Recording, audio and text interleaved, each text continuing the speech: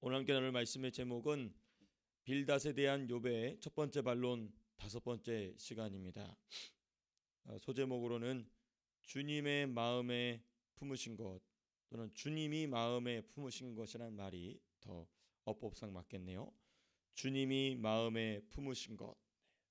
빌닷에 대한 욥의 첫 번째 반론 다섯 번째 시간, 주님 마음에 품으신 것은 무엇인가? 하나님 말씀입니다. 우리가 오늘 본문을 크게 두 부분으로 나눠서 상고하기 원합니다. 13절에서부터 17절까지 절반이고, 그리고 18절에서부터 22절까지 내용으로서 빌닷에 대한 이 욥의 첫 번째 반론이 오늘로 마무리가 됩니다. 근데 우리가 어제 마무리 못한 부분이 있기 때문에 그 부분을 우리가 잠깐 짚어보고 오늘 본문 말씀으로 돌아가려고 하는데요. 어제 본문에 우리가 마무리하지 못한 부분은 이제 8절에서부터 12절까지의 내용입니다. 그 8절에서부터 12절까지 내용의 핵심을 보게 되면 이 표현이 있습니다. 8절에 보시면 이제 나를 멸하시나이다 라고 얘기하고 있어요. 하나님이 이제 나를 멸하시고 계십니다. 이 부분은 이제 13절과 쭉 연결되어 있는 구조입니다. 오늘 본문인 하나님이 나를 멸하시는데 왜 이 멸하신다는 말이 어떤 식으로 나왔냐면 8절에 나와 있죠. 전반부에 주의 손으로 나를 빚으셨고 나를 만드셨는데 이제 나를 멸하신다. 그래서 이제 나를 빚으셨다는 내용이 이제 9절에 나오고 10절에 나오고 12절에 쭉 나오는 것입니다. 내 몸 지으시기를 흙을 뭉치듯 하셨거늘 나를 다시 티끌로 돌려보내려 하시나이까. 그렇죠? 또 11절 피부와 살을 내게 입히시며 뼈와 힘줄로 나를 엮으시고 생명과 은혜를 내게 주시고 나를 보살피심으로 내 영을 지키셨나이다. 그런데 13절이 시작이 되는 것입니다. 그런데 주께서 이것들을 마음에 품으시고 나를 지금 죽이려고 나를 괴롭게 하시려고 달려드시나이까. 이제 그 이야기가 이제 13절에 쭉 이어지는 것이죠. 제가 이제 8절에서부터 12절까지 잠깐 우리가 짚고 넘어가야 될 부분은 무엇이냐? 8절에서는 하나님이 자신을 멸하시는 분으로 묘사하지만 욥이 또 9절에서 10절까지는 하나님이 자신을 그리고 또 인간을 창조하신 것에 대한 욥의 묘사가 나옵니다. 그러니까 하나님은 분명히 창조주, 특별히 인간을 만드신 분이신데 동시에 어떻게 자기죠? 인간을 왜 멸하십니까? 자기로 대표되고 있는 왜 인간을 멸하십니까? 이제 이 이야기를 지금 하고 있는 것입니다.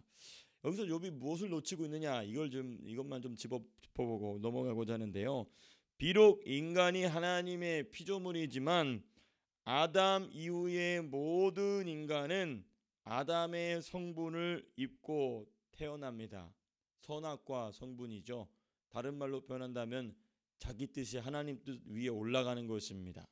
자기 뜻이 하나님 뜻 위에 올라가서 자기 뜻이 옳은 것으로 주장하는 그게 이제 아담 성분이죠. 그래서 하나님은 이 아담의 성분을 마치 욥이 묘사하는 것처럼 창조주가 아닌 파괴주로 보일 정도로 깨트리길 원하신다는 거예요. 그러니까 욥은 지금 오해가 발생하는 것입니다. 하나님이 자기를 치신다. 이 말은 어찌 보면 옳은 표현일 수도 있습니다. 하나님께서 우리의 아담 성분을 치신다는 점에서. 그런데 욥은 어떤 오해가 있었느냐? 하나님이 내 생명을 앗아가려고 나를 치신다라고 지금 오해하고 있는 것입니다. 그게 아니죠. 그게 아니고 우리의 아담 성분, 또 다른 말로는 겉사람, 또 다른 말로는 자아, 그렇죠? 우리의 생각과 본연의 생각과 마음을 박살을 내기를 원하시는 것입니다. 그러니까 우리가 예수를 믿는 순간 로마서 6장의 말씀처럼 우리의 죄의 몸은 죽어서 없어지고, 그렇죠? 우리의 옛사람은 죽어서 없어집니다. 그러나 그것을 따라갔었던 나의 그 생각과 마음과 자아는 여전히 그 습관이 그대로 배어있고 남아있는 것입니다. 그것을 하나님께서는 깨트리기를 원하신다라는 것이죠. 자, 그런데 이제 그러한 관점에서 욥이 이 말씀을 쭉 이어가는 것입니다. 하나님에 대한 이 오해, 하나님께서 자신을 치시는 이유에 대한 목적에 대한 오해를 가지고 자기의 생각을 지금 계속해서 이어갑니다. 왜냐하면 어제 이 말이 어떻게 시작이 되었죠? 내 마음이 괴로운 대로 말하리라. 또 6절에 4절에 보시면 주께도 육신의 눈이 있나이까. 그러니까 지금 욥은 자신의 생각과 마음대로 이야기하고 있고 자신의 눈이 보이는 대로 지금 말하고 있기 때문에 계속해서 이 하나님이 원하시는 방향과는 다른 방향으로 이야기가 쭉 전진되고 있습니다. 13절에서부터 17절까지 지금 욥이 무슨 얘기를 하고 있냐면 주님의 마음에 품으신 것이 이건 줄을 내가 압니다. 그게 13절 내용이에요. 그러한데 주께서 이것들을 마음에 품으셨나이다. 이 뜻이 주께 있는 줄을 내가 아나이다. 13절에서 욥은요, 주님이 자신을 향하여 품으신 뜻이 무엇인지를 매우 확신하는 태도로 말하고 있어요. 주께서 이것들을 마음에 품으셨나이다. 이 뜻이 주께 있는 줄을 내가 아나이다. 여러분, 우리 사람이 주님의 마음을 아는 것은 오직 무엇으로만 가능하냐? 성령으로만 가능합니다. 왜냐하면 성령께서는 하나님의 그 깊은 것까지도 통달하신 분이시기 때문에 성령이 아니고서는 주님의 마음을 알 수 있는 사람은 이 세상에 존재하지 않는다. 심지어 주님이 나에게 하신 일조차도 성령이 아니고서는 주님의 마음을 알 수 없다. 그러니까 우리가 스스로 자꾸 예단하면 안 돼요. 그게 이제 그 예단하는 순간 성령께서는 일하시기를 멈추시죠. 지금 욥이 그러고 있는 것입니다. 욥의 마음에 내키는 대로 육신의 눈의 판단을 따라 말하고 있기 때문에 이것은 성령이 원하시는 대로 말하는 것도 아니거니와 나아가서 성령이 공유하시고자 하시는 주님의 마음도 아니다. 이게 참 욥의 지금 실수가 보여지는 부분이 바로 이 13절에서부터 시작이 됩니다. 그리고 나서 14절, 15절, 16절 욥이 이게 주님 마음에 있지요 하면서 한 내용이 이 세 가지예요. 이런 마음을 주님이 가지고 계시죠. 하고서는 14절 하나, 15절 하나, 16절 하나, 또 17절 하나 쭉 이야기를 하고 있는 것입니다. 먼저 14절 보시게 되면 14절 후반부 이렇게 되어 있습니다. 내 죄악을 사하지 아니하시나이다. 주님이 욥을 향하여, 하나님이 욥을 향하여 품고 계신 첫 번째 마음, 주님은 내 죄를 용서하시는 분이 아니십니다. 이게 참 교만한 말입니다. 하나님이 사람의 죄를 용서하지 않으신다는 것은 교만으로부터 나온 말이에요. 하나님이 어떤 분이십니까? 하나님은 범죄한 아담을 위해서 가죽옷을 손수 지어서 입히신 분이십니다. 본인이 아담이 그렇게 하나님 앞에 범죄와 가려졌다는 것을 알았어요. 심지어 첫째 살인한 가인마저도 보호하시기 위해서 그를 하나님께서 지키셨다는 것을 본인이 알고 있습니다. 그런데 지금 하나님의 마음속에 욥이 뭐라고 얘기하냐면 하나님 마음속에서는 나를 용서하지 않기로 작정하셨습니다. 하나님은 어떤 분이십니까? 나아가 독생자를 죽이시기까지 죄를 용서하시고자 하시는 하나님 앞에서 하나님은 죄를 용서하지 않으시는 분이십니다. 이건 매우 교만한 말이죠. 이게 지금 욥이 짐작하여 말하고 있는 하나님 마음속에 있는 첫 번째입니다. 두 번째, 15절 보시면 이런 표현이 있습니다. 내가 의로울지라도 내 속에 부끄러움이 가득하고, 이렇게 되어 있습니다. 내가 의로울지라도 내 속에 부끄러움이 가득하고라고 되어 있습니다. 욥의 두 번째 이 말 속에 담긴 모순, 곧 이게 뭐냐면 하나님의 마음속에 이런 것이 있습니다. 지금 얘기를 하는 거예요. 하나님 마음속에 이런 것이 있는데 지금 본인이 무슨 말을 하고 있는지도 모릅니다. 내가 의로울지라도 내 속에 부끄러움이 가득하다. 이게 혼돈하고 혼미한 욥의 영적인 상태를 보여줘요. 이게 뭐냐면 이 본인이 하는 말이 무슨 말인지도 모르고 지금 막 얘기하고 있는 것입니다. 여러분, 참된 의, 예수 그리스도의 안에 있던 의가 성령으로 우리에게 전가된 참된 의는요, 성도를 하나님 앞에서 담대하게 하지 부끄럽게 하지 않습니다. 하나님의 의는, 근데 지금 보십시오. 내가 의로울지라도 내가 머리를 못 드는 것은 내 속에 부끄러움이 있기 때문이다. 모순이에요. 정말 욥 속에 정말 의에 대한 확신이 있다면, 그 하나님이 주신 참된 의가 있다면 하나님 앞에서 담대합니다. 그러므로 이 예수 그리스도의 의를 거절한 자들은 바꿔 말하면 선악과를 먹은 자의 부끄러움이 그대로 유지가 돼요. 다시 말씀드리겠습니다. 예수 그리스도의 의를 거절한 자들, 예수 믿기를 거절한 자들은 아담과 하와가 선악과를 따서 먹은 뒤에 그 벌거벗은 듯한 그 부끄러움이 언젠가는 반드시 그들에게 다가온다는 것입니다. 그걸 무시하고 뻔뻔스럽게 살아간다 할지라도, 그러나 예수 그리스도의 의를 받아들인 자들은 그 아담과 하와가 선악과를 따서 먹은 뒤에 찾아온 부끄러움이 가려지게 되고 하나님과의 관계가 회복이 된다는 것이죠. 근데 지금 이 모순되는 말을 지금 욥이 15절에서 하고 있는 것입니다. 욥은 하나님이 주신 의를 받고도 분명 욥에는 그 의가 있어요. 그렇기 때문에 지금 하나님과 대화할 수 있는 것이거든요.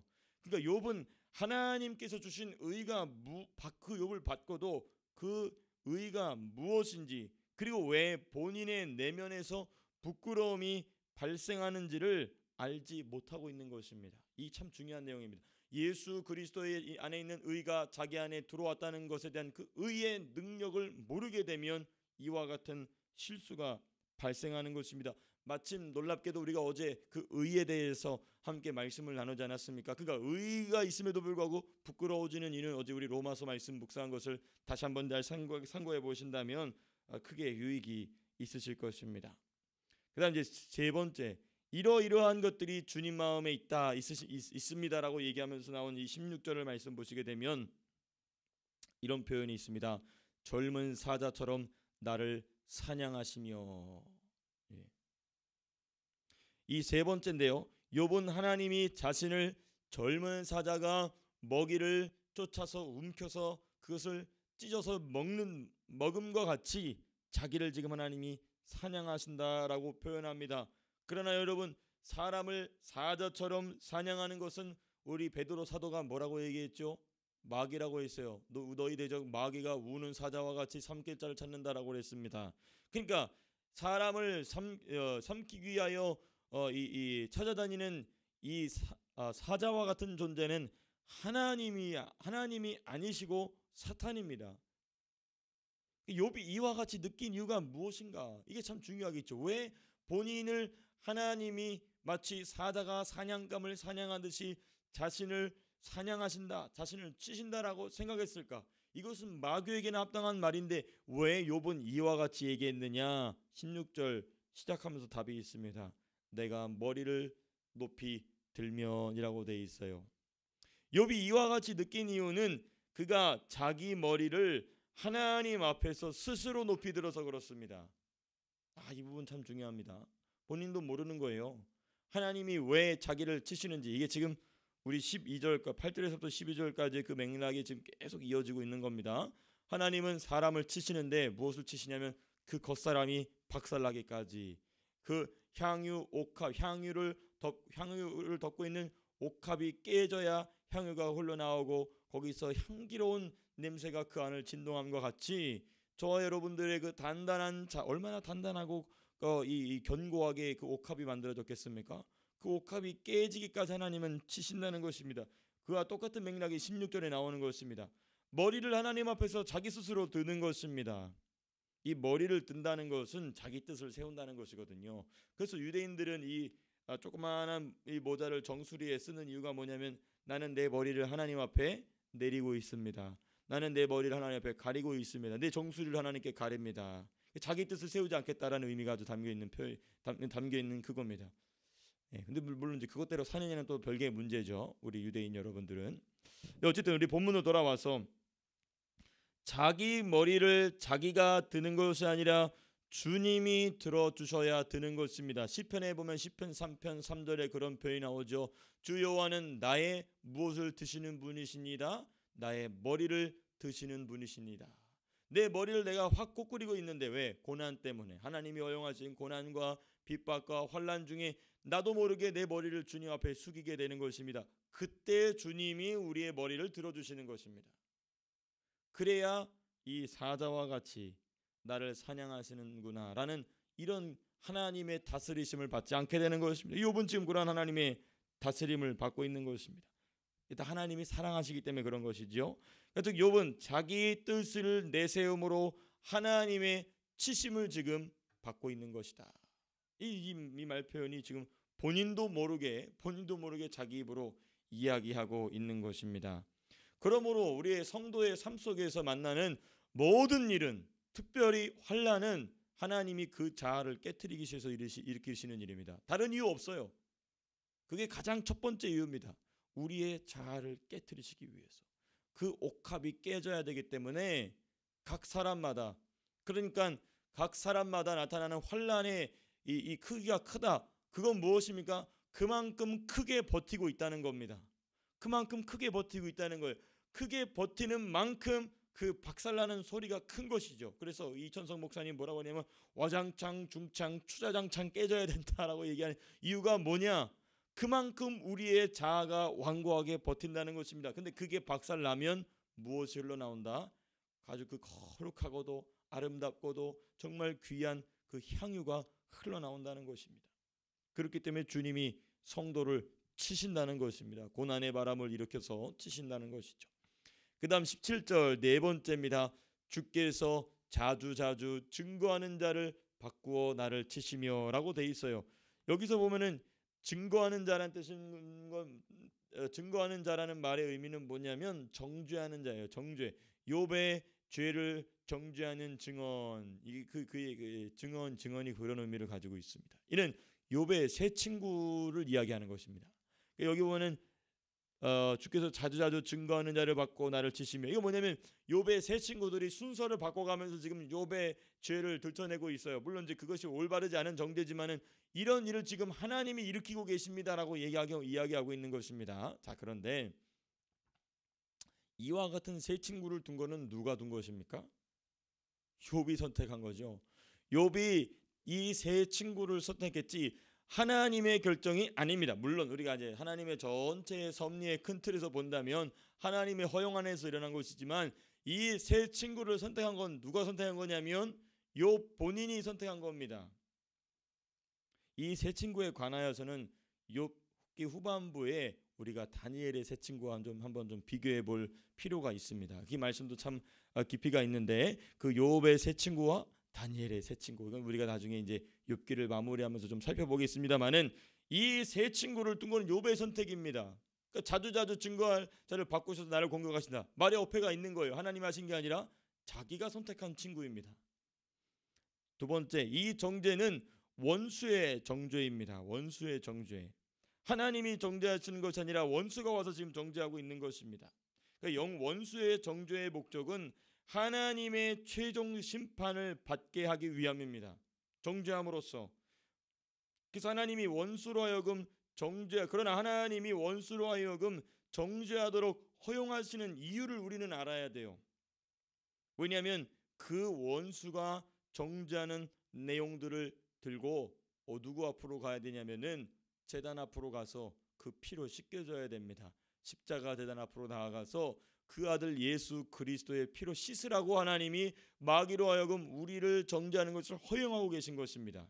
그래야 우리가 뭘 깨달으니까? 우리의 죄를 깨달으니까. 성령이 세밀한 음성으로 성령이 목회자들을 통하여 또 성령이 앞선 자들을 통하여 신앙의 동역자들을 동료들 통하여 말씀을 가르쳐줘도 깨닫지 못하면 누구를 등장시키시느냐? 그토록 일하고 싶어하는 그 마귀를 허용하십니다. 그리고 삶 속에서 환난과 고난이 지지고 볶는 일들이 일어나게 되죠. 그러면서 무엇을 발견하게 되느냐?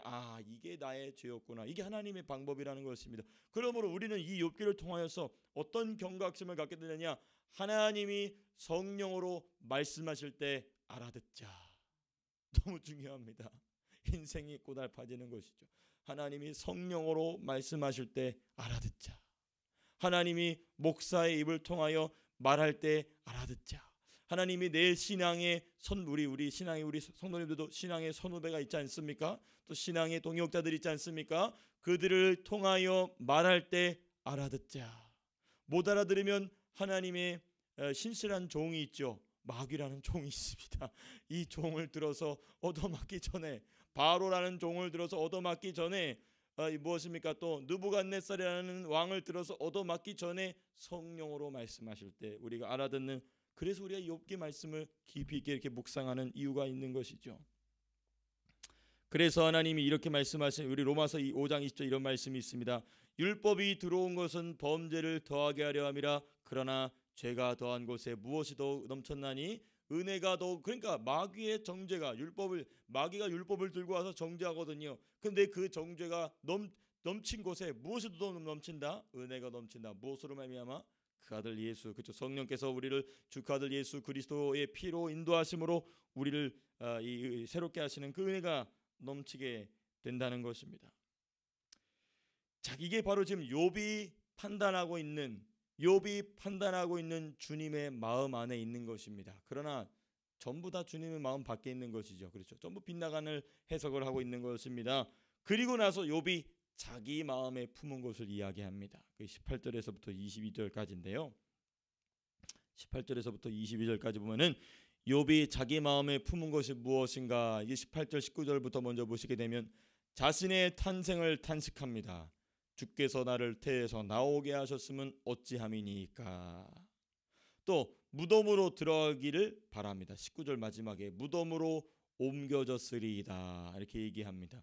그러니까 욥은 본인 마음속에 있는 게 뭐냐면 인생의 허무한 것을 찾는 습관이 지금 나옵니다. 고난 때문에. 그렇죠? 그게 곧 무슨 문화냐면 무덤의 문화요, 사망의 문화입니다. 여러분, 이 사망의 문화는요, 망각을 일으켜요. 하나님이 과거에 나에게 주신 은혜, 내가 하나님께 받은 축복이 무엇인지 까맣게 잊어버리게 만들어요. 욥의 평생의 인생 가운데에 하나님이 주신 복이 얼마나 많았습니까? 근데 이 고난의 순간 이 망각이 찾아오게 되죠. 무엇 때문에? 자기 입에서 나오는, 자기 속에서 가득하여 입으로 나오는 이 사망의 문화가 그로 하여금 하나님이 주신 은혜와 축복을 망각하게 한다는 것이죠. 우리 찬양에도 그런 찬양이 있지 않습니까? 주신 복을 세어보아라. 너가 하나님께 받은 은혜가 얼마나 많은지 헤아려 보아라. 그런 찬양도 있지 않습니까? 그리고 또 무엇을 못 보게 만드냐면 장차 주실 은혜, 장차 주실 축복은 보지 못하게 만든다는 것입니다. 무엇이? 이 사망의 문화가. 이게 바로 욥의 마음속에 있는 것입니다. 그러니까 이 욥의 이런 마음이 있으니 주님의 마음에도 이런 것이 있다라고 잘못 짐작하는 오류가 오늘 본문을 통하여 지금 드러나고 있는 것입니다. 두 번째 부분입니다. 18절에서부터 22절까지의 두 번째 부분, 20절에서부터 22절까지. 핵심은 여기 있습니다. 나를 버려두사 잠시나마 평안하게 하시되라고 돼 있어요. 20절 보시면 그런즉 그치시고 나를 버려두사 잠시나마 평안하게 하시되. 이 욥이 구하고 있는 평안의 종류는 무엇인가? 우리는 이 부분을 고민해 보지 않을 수가 없습니다. 제가 지금 말씀드리고 있는 맥락 안에서 욥이 구하고 있는 이 평안은 어떤 종류냐? 자아가 휴식할 평안입니다. 아담 성분이 새 힘을 얻게 할 평안입니다. 그러므로 하나님은 이 평안을 허락하실까요? 허락하실 리가 없죠. 무엇이 깨질 때까지? 그 옥합이 깨질 때까지, 아담의 성분이, 자아가, 그 겉사람이 깨질 때까지 하나님은 이 평안을 주시지 않는 것이 욥에게 가장 좋은 겁니다. 하나님은 이러한 평안을 주실 수가 없으세요. 왜? 사랑하시기 때문에. 그 더러운 냄새가 나는 그 겉사람을 살려두는 평안을 하나님은 주실 수가 없는 것입니다. 욥이 요청하는 죽음은 육신의 죽음입니다. 그렇죠? 21절 22절에 나오게 되면 어둡고 죽음의 그늘질 땅으로 내가 가기 전에 나에게 평안을 달라, 이 얘기하는 거예요. 내가 이제 죽기 직전인데 죽기 직전에 나의 평안을 좀 잠깐 달라. 그 둘 다 틀린 말이에요. 그 평안도 틀린 말이고 그 죽음도 잘못된 말입니다. 이 욥이 지금 요청하는 죽음은 이 육신의 죽음인데, 우리 하나님께서 죽이시는 것은 육신의 생명이 아니라 자아의 생명을 죽이려고 하시는 것입니다. 그러므로 어둡고 죽음의 그늘진 땅으로 들어가야 될 것은 욥의 육신이 아니라 욥의 자아다. 욥의 생각과 마음이다. 욥이 가지고 있는 사망의 문화, 죽음의 문화, 무덤의 문화가 사망으로 들어가야 된다는 것입니다. 결론입니다. 주님의 마음에 품으신 것은 욥도 모르게 지금 이야기를 쭉 하고 있죠. 이게 다 성령의 안배입니다. 이 말씀 자체가 전부 다 주님의 마음에 품으신 것은 무엇이냐? 우리의 자아를 타협 없이 깨트려 우리로 참된 자유를 누리게 하시는 것이 바로 주님의 마음에 품으신 것이라는 것입니다. 욥이 자기도 모르게 자기 마음속에 있는 것으로 막 말했으나 성령은 놀랍게도 이 욥의 말들을 통하여서 우리에게 이 주님의 마음을 가르쳐주고 계신 것이죠.